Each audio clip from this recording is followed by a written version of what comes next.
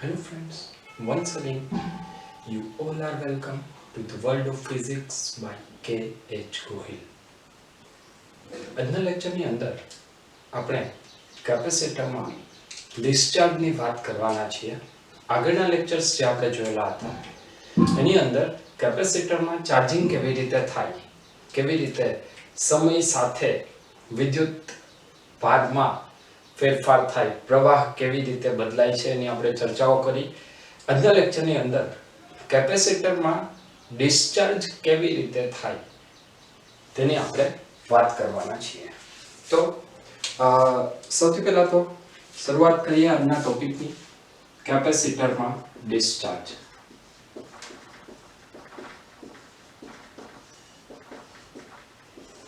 કેપેસિટરમાં ડિસ્ચાર્જ આનો મતલબ એવો થાય કે અહીંયા આપણે કેપેસિટરની અંદર કેપેસિટરમાં વિદ્યુત ઉર્જા ઘટાડવી છે, મતલબ કેપેસિટર પરનો વિદ્યુત ભાર ઘટાડવો છે. એટલે કે અહીંયા કેપેસિટરને કારણે વિદ્યુત પ્રવાહ પસાર થશે અને જો વિદ્યુત પ્રવાહ પસાર કરવો હોય તો વચ્ચે આપણે પરિપથમાં અવરોધ જોડીએ છીએ. મતલબ એક ખૂબ જ સિમ્પલ આકૃતિથી અહીંયા આપણે શરૂઆત કરીશું. દાખલા તરીકે આ કેપેસિટરની બે પ્લેટ છે. એક પ્લેટ ઉપર ધન વિદ્યુત ભાર, બીજી પ્લેટ ઉપર ઋણ વિદ્યુત ભાર છે. આ કેપેસિટરને એક અવરોધ R સાથે જોડેલ છે. કેપેસિટરને બાહ્ય અવરોધ R સાથે જોડેલું છે. ચલો, ક્લિયર છે આટલું? હવે આની અંદર આપણે વાત કરીએ કે જ્યારે કેપેસિટરને અવરોધ સાથે જોડવામાં આવે છે એ સમયને જો આપણે t બરાબર 0 સમય કહી દઈએ તો અહીંયા હું ફરીથી લખું છું, t બરાબર 0 સમયે કેપેસિટર ઉપરનો વિદ્યુત ભાર કેટલો છે? q0 જેટલો. મતલબ આ જે પ્લેટ છે એના ઉપર વિદ્યુત ભાર +q0, આ પ્લેટ ઉપરનો વિદ્યુત ભાર કેટલો આવશે? -q0. ક્લિયર? આના ઉપરથી આપણે કેપેસિટરની બે પ્લેટ વચ્ચે વિદ્યુત સ્થિતિમાનનો તફાવત વ્યાખ્યાયિત કરીએ તો કેપેસિટરની બે પ્લેટ વચ્ચેનો વિદ્યુત સ્થિતિમાનનો તફાવત આવશે V0 q/c, એટલે q0/c. મતલબ t બરાબર 0 સમયે જ્યારે આપણે કેપેસિટરને જસ્ટ અવરોધ સાથે જોડીએ છીએ એ સમયની જો વાત કરીએ તો એ સમયે કેપેસિટરની બે પ્લેટ વચ્ચે વિદ્યુત સ્થિતિમાનનો તફાવત કેટલો હોય છે? q0/c. અને ત્યારે કેપેસિટરની દરેક પ્લેટ ઉપરનો વિદ્યુત ભાર કેટલો હોય છે? q0 જેટલો. ચલો, ક્લિયર છે આ વાત? અહીંયા જો આપણે વિદ્યુત સ્થિતિમાનની વાત કરીએ તો માની લઈએ કે I જેટલો પ્રવાહ પસાર થાય છે. કેટલો પ્રવાહ પસાર થાય છે? I જેટલો. અને જો I જેટલો પ્રવાહ પસાર થતો હોય તો આ I જેટલા પ્રવાહને કારણે કેપેસિટરના બે પ્લેટ વચ્ચે વિદ્યુત સ્થિતિમાનનો તફાવત અને અવરોધના બે છેડા વચ્ચેના વિદ્યુત સ્થિતિમાનના તફાવતને આપણે સરખાવી શકીએ. આનો મતલબ કે અહીંયા હું એક ફરીથી સમીકરણ લખીશ. દાખલા તરીકે અચ્છા, બે પ્લેટ વચ્ચે વિદ્યુત સ્થિતિમાનનો તફાવત V છે તો હું અહીંયા લખું છું આ પ્લેટનું સ્થિતિમાન V, તો આ પ્લેટનું સ્થિતિમાન આવશે 0. ક્લિયર? તો અહીંયા લખીએ કેપેસિટર માટે q0/c = અવરોધના બે છેડા વચ્ચે વિદ્યુત સ્થિતિમાનનો તફાવત કેટલો આવશે? I × R. આનો મતલબ આવો થશે કે આપણને હવે પ્રવાહનું સમીકરણ મળશે I = q0/RC. ચલો, ક્લિયર છે અહીંયા સુધીનું? સૌથી પહેલા આપણને પ્રવાહનું સમીકરણ મળશે. પ્રવાહનું સમીકરણ મળશે I = q0/RC. આ સમીકરણની અંદર જો તમે જોશો તો જેમ જેમ પ્રવાહ વધતો જાય છે, જેમ જેમ સમય પસાર થતો જાય એમ q0 શરૂઆતમાં કેપેસિટર સંપૂર્ણ ચાર્જ છે એટલે કેપેસિટરની પ્લેટ ઉપરનો વિદ્યુત ભાર મહત્તમ છે. જેમ જેમ પ્રવાહ પસાર થશે એમ કેપેસિટરની પ્લેટ ઉપરનો વિદ્યુત ભાર ઘટે છે અને આ સમીકરણ દર્શાવે છે કે વિદ્યુત ભાર એ પ્રવાહના સમપ્રમાણમાં છે. જો વિદ્યુત ભાર એ પ્રવાહના સમપ્રમાણમાં હોય તો હવે અહીંયા આપણે લખી શકીએ કે જેમ જેમ સમય પસાર થાય એમ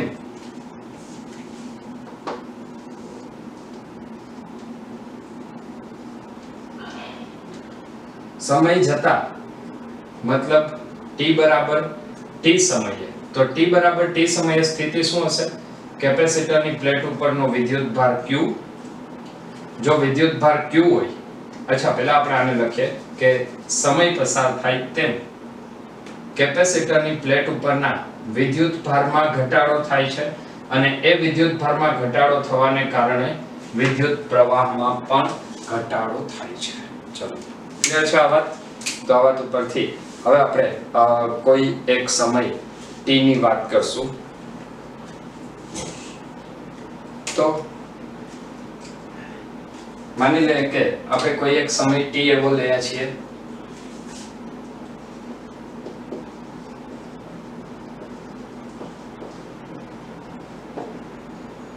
વિદ્યુતભાર કેટલો છે? કેપેસિટરની પ્લેટ ઉપરનો વિદ્યુતભાર સ્મોલ q જેટલો, અને આ જે સ્મોલ q જેટલો વિદ્યુતભાર છે, તો હવે એના માટે સમયગાળો આપણે લીધેલો છે t જેટલો.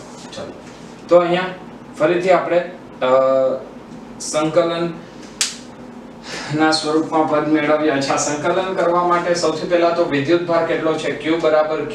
અહીંયા આપણે શું લખ્યું? I q0/RC. જો I q0/RC હોય તો આના ઉપરથી ફરીથી આપણે લખીએ કે જેમ જેમ સમય પસાર થાય છે એમ કેપેસિટરમાં વિદ્યુતભાર ઘટે છે. બીજું આપણી પાસે I નું સમીકરણ છે. I શું થાય? dq/dt.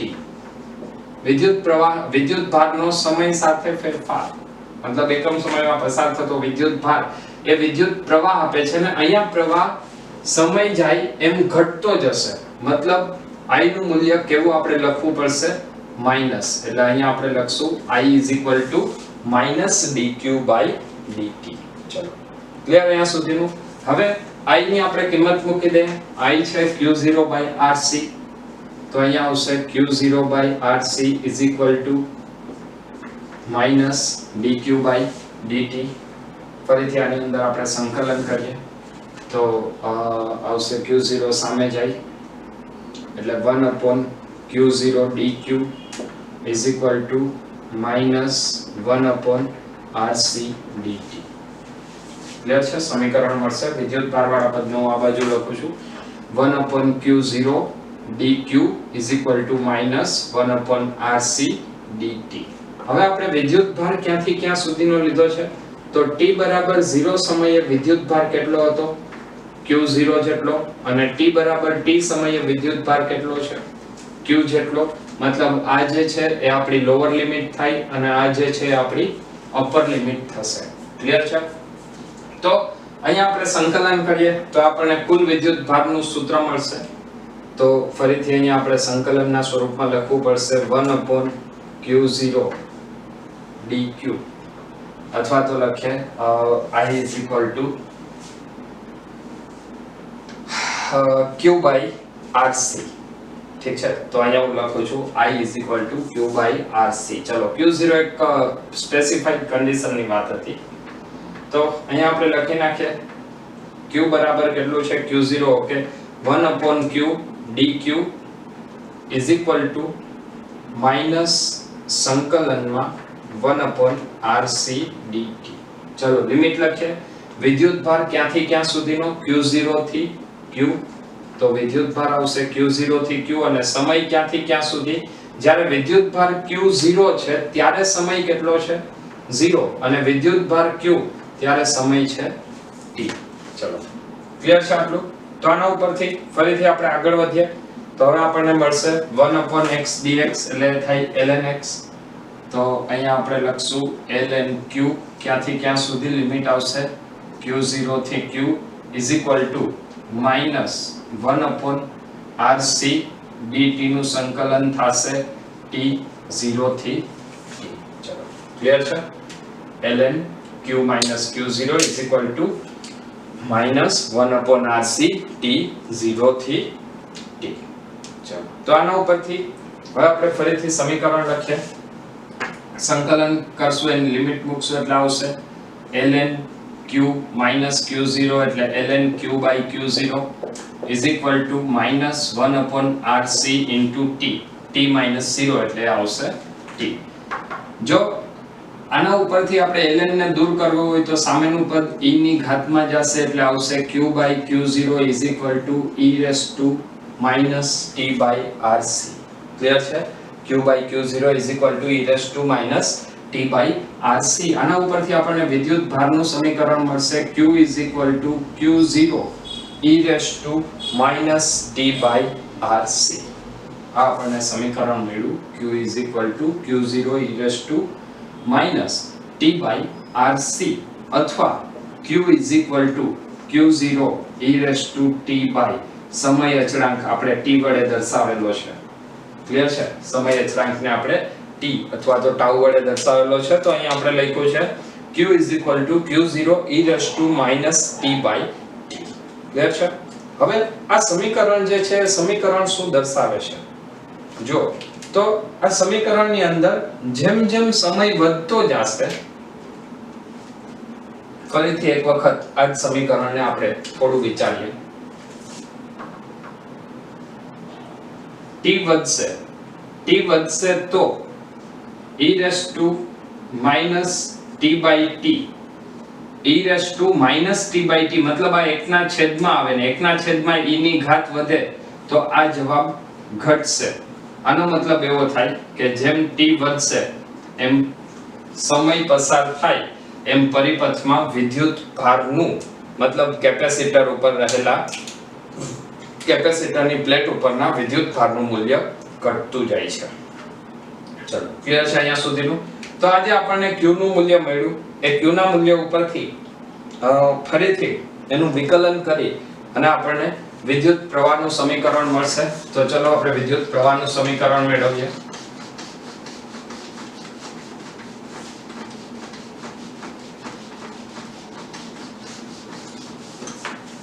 વિદ્યુત પ્રવાહના સમીકરણ માટે આપણે ફરીથી શરૂઆત કરશું. આપણી પાસે સૂત્ર છે q q0 e t/rc. તો અહીંયા આપણે લખવું પડશે q ઉપરથી I dq/dt. તો અહીંયા આપણે સમીકરણ લખશું I d/dt of q અને એની અંદર નિશાની કેવી આવશે? માઈનસ. આપણે આગળ ઉપર પણ વાત કરેલી છે પ્રવાહનું સમીકરણ શું છે? -dq/dt. ચલો ક્લિયર છે? q નું મૂલ્ય આપણને કેટલું મળ્યું? q0 e t/rc. q0 e t/rc. સૌથી પહેલા તો q0 અચળ છે, બહાર આવશે. e કંઈ પણ ઘાત હોય એનું વિકલન થાય e t/rc into d/dt of -t/rc. મતલબ આનું તમે વિકલન કરશો તો એ આવશે d/dt of t1 અને બાકીનું પદ અચળ બહાર આવશે -1/rc. તો -1/rc અને -q0 એ બંને ગુણાઈ જશે તો એ પદ આપણને મળશે q0/rc e t/rc. અથવા આ આખું જે પદ છે એને આપણે I0 કહી દઈએ તો સમીકરણ મળશે I I0 t/rc. અથવા લખાય I I0 e t/t. ચાલો ક્લિયર છે અહીંયા સુધીનું? તો આપણને વિદ્યુત ભાર અને વિદ્યુત પ્રવાહ સમીકરણ મળ્યા. આ બંને સમીકરણ દર્શાવે છે કે જેમ જેમ સમય પસાર થશે એમ અહીંયા આપણે જે વાત કરી કે સમય પસાર થાય એમ વિદ્યુત ભારનું મૂલ્ય ઘટતું જાય છે. તો એવી જ રીતે સમય પસાર થાય એમ વિદ્યુત પ્રવાહનું મૂલ્ય પણ સમય સાથે ઘટતું જાય છે. ક્લિયર? સમય પસાર થાય એમ વિદ્યુત પ્રવાહનું મૂલ્ય પણ સમય સાથે ઘટતું જાય છે. હવે આ જ ક્વેશ્ચન ઉપરથી આજે આપણે પરિણામ મેળવવું છે. એ પરિણામ ઉપરથી ફરીથી આપણે એક નવું પરિણામ મેળવીએ. તો એના માટે ચલો હું ફરીથી આ પાર્ટને જવા દઉં છું. આપણે જેમ કેપેસિટરના ચાર્જિંગની અંદર વાત કરતા હતા એવી જ રીતે ડિસ્ચાર્જની અંદર પણ ફરીથી એક લઈએ અને એ સમય આપણે લેશું t = t. ચલો તો એક ફરીથી સ્પેશિયલ કેસ લઈએ. અને એ મારે લેવો છે t બરાબર t સમયે વિદ્યુત ભાર, t બરાબર t સમયે. તો t બરાબર t સમયે વિદ્યુત ભાર કેટલો આવશે? q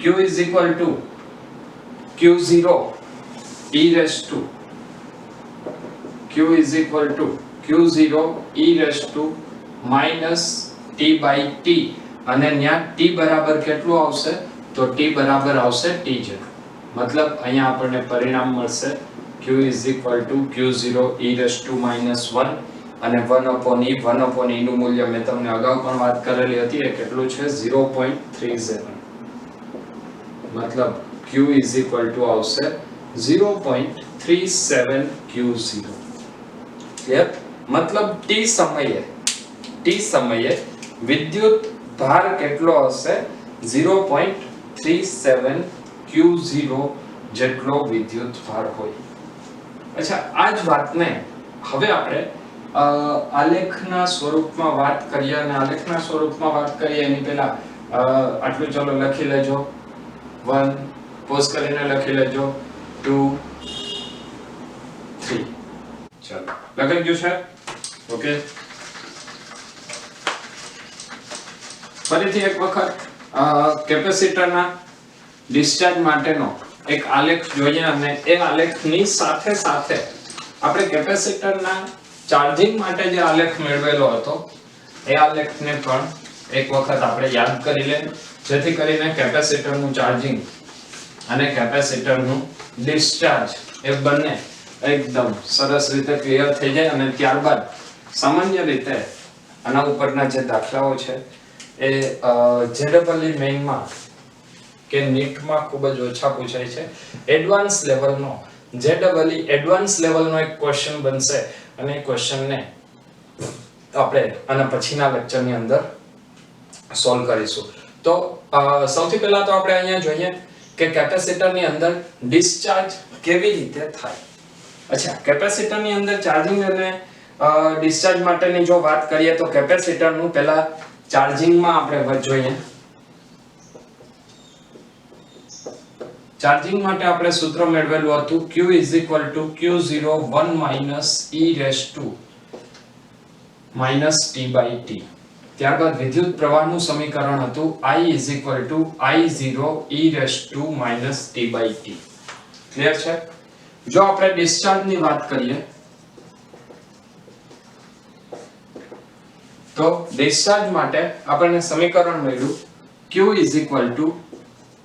q0 e raised to -t/t, અને વિદ્યુત પ્રવાહનું સમીકરણ આપણને મળેલું છે જે આપણે હમણાં જ મેળવેલું હતું I I0 e raised to -t/t. મતલબ જો તમે ચાર્જિંગની અંદર વિદ્યુત ભારની અને વિદ્યુત પ્રવાહનું આલેખ દોરશો સમય સાથે, તો ચલો આપણે એક આલેખ જોઈ લઈએ.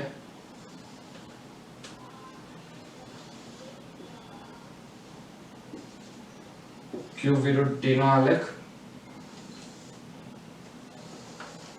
અને બીજો એક આલેખ આપણે જોવાના છીએ I વિરુદ્ધ t નો આલેખ. એવી જ રીતે ડિસ્ચાર્જની અંદર પણ આપણે જેમ ચાર્જિંગમાં વાત કરેલી હતી એવી જ રીતે ડિસ્ચાર્જ માટેના આલેખની પણ બંને આલેખની આપણે ચર્ચા કરીશું. ચલો સૌથી પહેલા જોઈએ q વિરુદ્ધ t નો આલેખ. તો ચાર્જિંગની જો વાત કરીએ તો ચાર્જિંગ દરમિયાન જેમ જેમ સમય પસાર થાય તેમ કેપેસિટર ઉપરનો વિદ્યુત ભાર ઘટે છે, અને પ્રવાહમાં પરિપથમાં પ્રવાહમાં પણ ઘટાડો થાય છે. તો સમય પસાર થશે જેમ જેમ સમય પસાર થાય એમ કેપેસિટરના વિદ્યુત ભારમાં ચાર્જિંગમાં સમય પસાર થાય એમ કેપેસિટરની પ્લેટ ઉપરનો વિદ્યુત ભાર વધતો જાય છે. આનો મતલબ કે આ જે આપણને આલેખ મળશે એ આલેખ આપણને કંઈક આવા સ્વરૂપનો મળશે. ક્લિયર?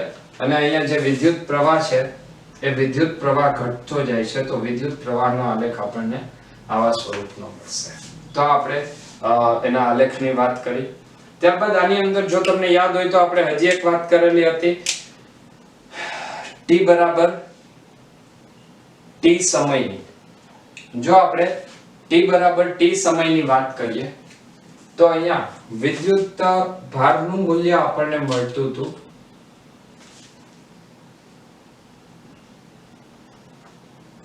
t બરાબર t સમયે 0.63 Q0 t સમયે કેપેસિટરની પ્લેટ ઉપરનો વિદ્યુત ભાર આપણને મળેલો હતો 0.63 Q0 અને જો t બરાબર t સમયે આપણે પ્રવાહની વાત કરીએ તો પ્રવાહ આપણને મળે છે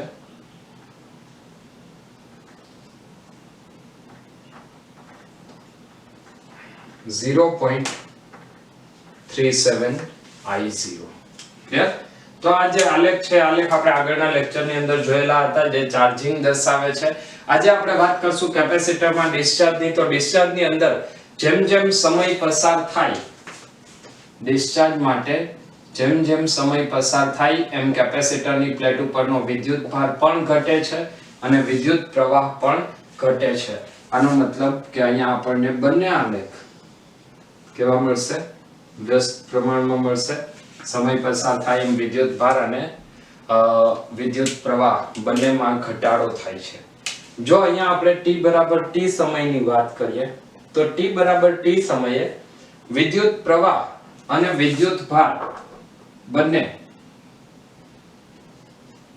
આપણને 0.37 Q0 અને